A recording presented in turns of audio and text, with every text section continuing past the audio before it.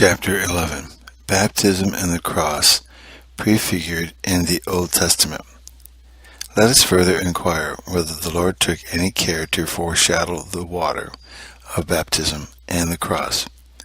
Concerning the water, indeed, it is written, in reference to the Israelites, that they should not receive that baptism which leads to the remission of sins, but should procure, footnote, literally should build, end of footnote, another for themselves.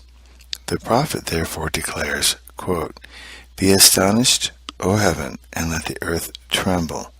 Footnote. Code sin has, quote, confined still more, unquote, corrected to, quote, tremble still more, unquote, end of footnote. At this, because this people hath committed two great evils. They have forsaken me, a living fountain, and have hewed out for themselves broken cisters. Footnote. Code sin has, quote, hath dug a pit of death, unquote. See Jeremiah chapter 2, verses 12 through 13. End of footnote. Is my holy hill Zion a desolate rock? For ye shall be as the fledglings of a bird, which fly away when the nest is removed. Footnote. Compare Isaiah chapter 16, verses 1 through 2. End of footnote. And again the prophet said, I will go before thee and make level the mountains, and will break the brazen gates, and bruise in pieces the iron bars, and I will give thee the secret. Footnote, literally dark. Code sin has, quote, of darkness, unquote, end of footnote. Hidden, invisible treasures, that they may know that I am the Lord God. Footnote, Isaiah chapter 45, verses 2 through 3. End of footnote.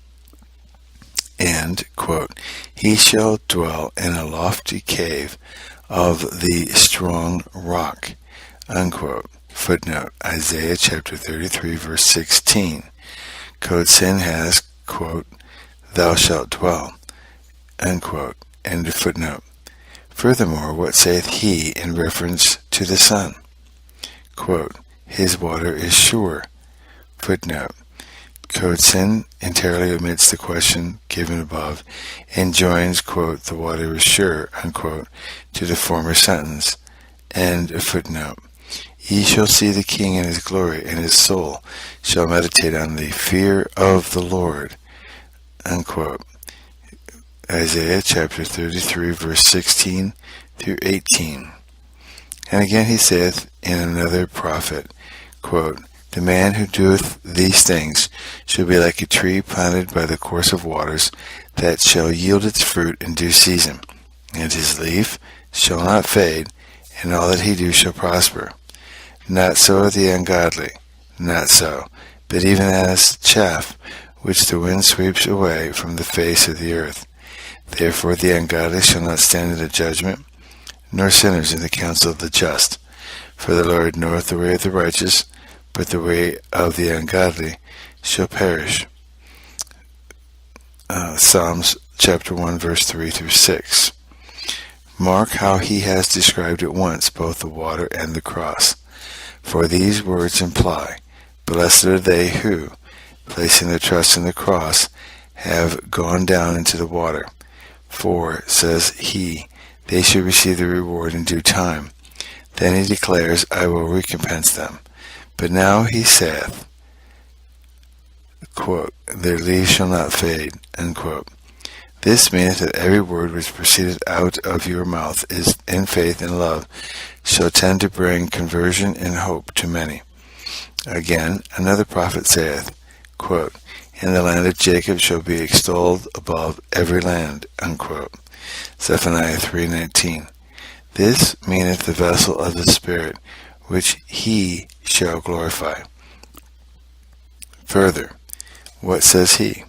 Quote, and there was a river flowing on the right, and from it arose beautiful trees, and whosoever shall eat of them shall live forever, unquote. Ezekiel chapter 47 verse 12.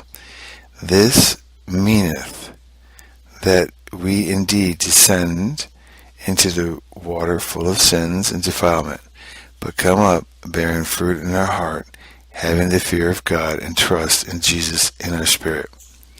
Quote, and whosoever shall eat of these shall live forever, unquote.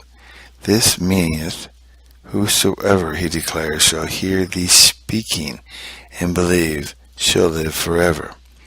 End of chapter 11.